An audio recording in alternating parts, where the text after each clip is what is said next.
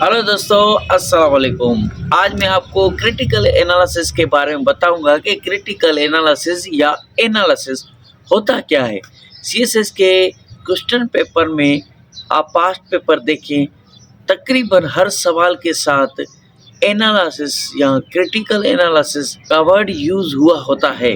तो हम इस वीडियो में समझेंगे कि एनालिसिस होता कैसे है, किसी भी चीज़ का हम एनालिसिस कैसे कर सकते हैं।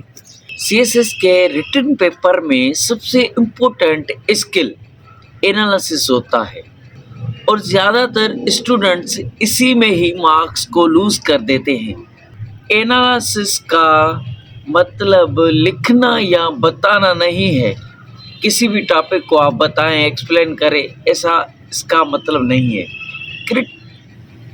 एनालिसिस का मतलब होता है चीज़ों को तोड़ तोड़ कर समझना, ब्रेक करके हर चीज़ को खोल खोल कर समझना, उसके रीजंस बताना।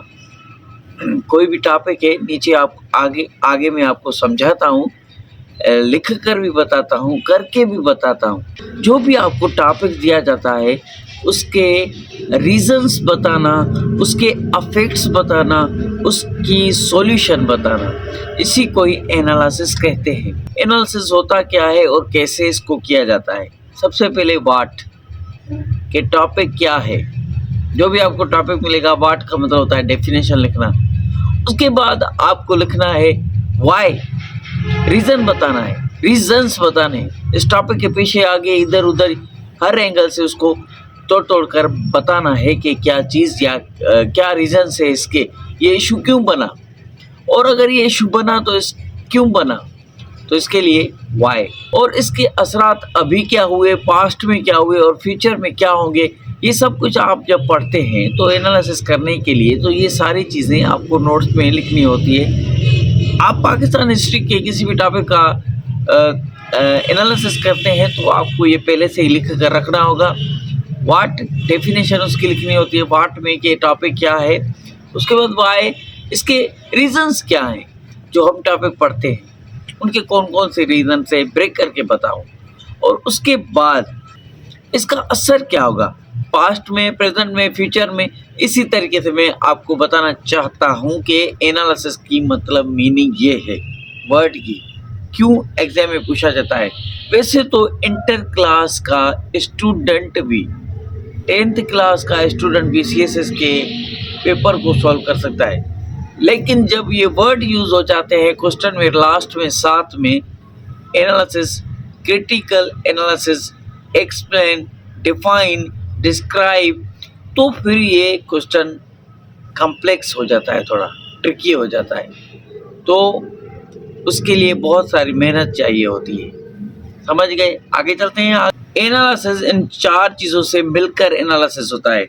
व्हाट, वाई, इम्पैक्ट और सॉल्यूशन।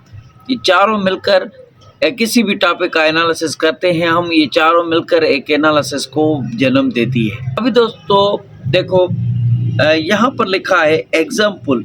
अभी आप एग्जाम्पल समझो। क्वेश्चन लिखा हुआ है आपका सीएसएस के पेपर में, जब आप देंगे पेपर तो आपका वहाँ पर क्वेश्चन आएगा ना, तो उस क्वेश्चन में क्या लिखा है देखो, पाकिस्तान की इकोनॉमी वीक क्यों है। एनालाइज, इसको अब एनालाइज करना है। तो मैंने वो 4 चीज़ें मिलाकर आपको एनालाइज करना है, ठीक है। एनालिसिस इस तरह से नहीं होता कि आप सिर्फ डिस्क्रिप्शन दे दें, एक्सप्लेन कर दें, या पाकिस्तान की इकोनॉमी वीक क्यों है, इन्फ्लेशन की वजह से या अनएम्प्लॉयमेंट की वजह से नहीं। क्वेश्चन में लिखा हुआ है पाकिस्तान की इकोनॉमी वीक क्यों है, ये एनालाइज करें। ये आपके सामने क्वेश्चन लिखा है। क्वेश्चन आपका इस तरह से आएगा, इस तरह से पूछा जाएगा। अब उन 4 वर्ड्स को याद करके एनालाइसिस उसके मुताबिक करना है, जो मैंने ऊपर आपको पहले बताई। अब सबसे पहले देखो, एनालाइज करते वक्त आपको डिस्क्रिप्शन नहीं देनी, टॉपिक की एक्सप्लेनेशन नहीं देनी। पाकिस्तान की इकोनॉमी वीक है क्योंकि इन्फ्लेशन है, महंगाई है, अनएम्प्लॉयमेंट है, ये रीज़न नहीं है। इसी तरीके से आप एक्सप्लेन नहीं कर सकते। मेन रीज़न ये शुरू कहाँ से हुई, किस तरह से हुई, क्या-क्या है, ये सब कुछ आपको रीज़न्स बताने हैं सही तरीके से, ठीक है? तो वो सही तरीके से एनालिसिस होगा। सबसे पहले रीज़न बताएँ, रीज़न में सबसे पहले आपको बताना है पॉलिटिकल इनस्टेबिलिटी है, क्योंकि सियासतदान मिनिस्टर्स यहाँ से ही शुरू होती है। पाकिस्तान को किस तरह से चलाना है, उसकी इकोनॉमी को किस तरह से चलाना है, ये इंसान लोग, सियासतदान इंसानों के हाथ में होता है, ठीक है? तो एनालिसिस करते वक्त आपको सियासतदान, मिनिस्टर्स, गवर्नर्स, प्रेसिडेंट्स, इनकी पॉलिसीज़ को सबको ज़हन में रखते हुए आपको एनालाइज़ करना है, इनके बारे में सही तरीके से। पॉलिटिकल इनस्टेबिलिटी क्यों है ये बताना है, उसकी वजह से पाकिस्तान की इकोनॉमी या कुछ भी वीक हो रहा है, या कुछ भी ऐसा इशू जो आपको क्वेश्चन में दिया गया है, उसको एनालिसिस करते वक्त आपको मेन रीज़न बताना है। पॉलिटिकल इनस्टेबिलिटी है इसके लिए। उसके बाद आपको वीक टैक्स सिस्टम है, टैक्स सही तरीके से आपको लेनी चाहिए आवाम से, लोगों से, हर जगह से जहाँ पर टैक्सेस बनती है। और दूसरा रीज़न ये है, 3 रीज़न बने, ठीक है, कि इंपोर्ट ज़्यादा, एक्सपोर्ट कम है। तो इंपोर्ट ज़्यादा है मतलब कि बाहर से, दूसरे मुल्कों से हम चीज़ें मंगवा रहे हैं, अपने कंट्रीज़ की कोई चीज़ बाहर नहीं भेजेंगे तो कैसे कमाई करेंगे, जीडीपी हमारा लो हो जाएगा। तो इसी तरीके से आपको एनालाइज़ करना होता है टॉपिक को। ये रीज़न समझे कि किस तरह से एनालाइज़ होता है। ये 3 रीज़न है। मैंने 4 पॉइंट बताई। सबसे पहले वाट था। वाट का मतलब क्या है? वाट का मतलब यह है, आपको डेफिनेशन बतानी है जो भी आपको टॉपिक दिया गया है, ठीक है, उसकी डेफिनेशन। उसके बाद रीज़न बताने हैं, 1, 2, 3 ये रीज़न है कि पाकिस्तान की इकानमी वीक क्यों है, ठीक है। अब इसके असरात बताएं कि असरात क्या होते हैं जब इकानमी वीक होती है। तो महंगाई बढ़ती है ना। जब इकानमी कमज़ोर होगी तो महंगाई तो बढ़ेगी। और उसके बाद आवाम की परचेसिंग पावर कम होती है। जब आवाम के पास पैसा ही नहीं होगा, मुल्क के पास पैसा नहीं होगा तो आवाम के पास भी नहीं आएगा। तो महंगाई होगी तो आवाम कैसे पेट्रोल खरीद करेगा, कैसे खाने पीने की गुड्स को, सामान को परचेस करेगा। तो ये इम्पैक्ट होगा, असर हुआ किस पर? कंट्रीज पर और आवाम पर, लोगों पर। डेब्ट इंक्रीज होगा। जब हम IM से कर्जा लेते हैं तो वो हमें डॉलर्स में देते हैं। अब जब हम पाकिस्तान की रुपीस को डॉलर में वापस करेंगे तो ये डबल हो जाएगा, ट्रिपल हो जाएगा, बहुत हो जाएगा।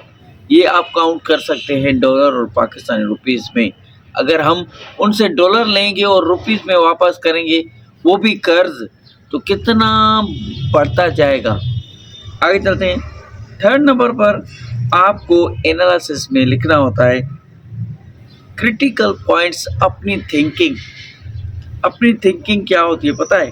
गवर्नमेंट की पॉलिसीज शॉर्ट टर्म में आप एक्सप्लेन करें और अपनी थिंकिंग, अपना ओपिनियन दें कि ये होना चाहिए, ये नहीं होना चाहिए। अपना ओपिनियन CSS एग्ज़ाम में मांगते हैं, पूछा जाता है, आपको लिखना होता है पेपर में। और स्ट्रक्चरल रिफॉर्म्स की कमी है, मतलब कि जो स्ट्रक्चर ये गवर्नमेंट की, सियासतदानों की, पाकिस्तान की बनी हुई है, उस पर गौर किया जाए, उसको सही तरीके से बनाया जाए ताकि कोई करप्शन या कोई ऐसी इलीगल एक्टिविटी ना कर सके। तो उसके बाद आपको 4थे नंबर पर बताना है, ये तो हमने इम्पैक्ट बताया, असरात होते हैं खतरनाक। सॉल्यूशन देना है अपने हिसाब से, ठीक है। टैक्स रिफॉर्म्स को सही करें, एक्सपोर्ट ज़्यादा करें, अपने मुल्क की चीज़ बाहर मुल्क ज़्यादा सेल करें, उनसे कमाएं, GDP ज़्यादा होगा। पाकिस्तान का करेंसी मतलब कि बढ़ती जाएगी, दूसरे कंट्रीज से आगे हम बढ़ सकते हैं। Political instability. अब सॉल्यूशन में ये होता है लास्ट में कि पॉलिटिकल जो इनस्टेबिलिटी है उसको ठीक करें। तो ठीक है, तो ये था एनालिसिस एनालिसिस में रीज़न बताते हैं, इम्पैक्ट बताते हैं, क्रिटिकल व्यू देते हैं और जजमेंट करते हैं। तो दोस्तों उम्मीद है आप एनालाइज वर्ड को समझ चुके हैं। अगर कोई भी टॉपिक है या कोई भी ऐसी चीज़ है CSS से रिलेटेड, मुझे कमेंट में बताएं, मैं आपका सॉल्यूशन निकाल कर आपको वीडियो बना कर दे देता हूँ। कीप वॉचिंग, स्टे कनेक्टेड, अल्लाह हाफिज़।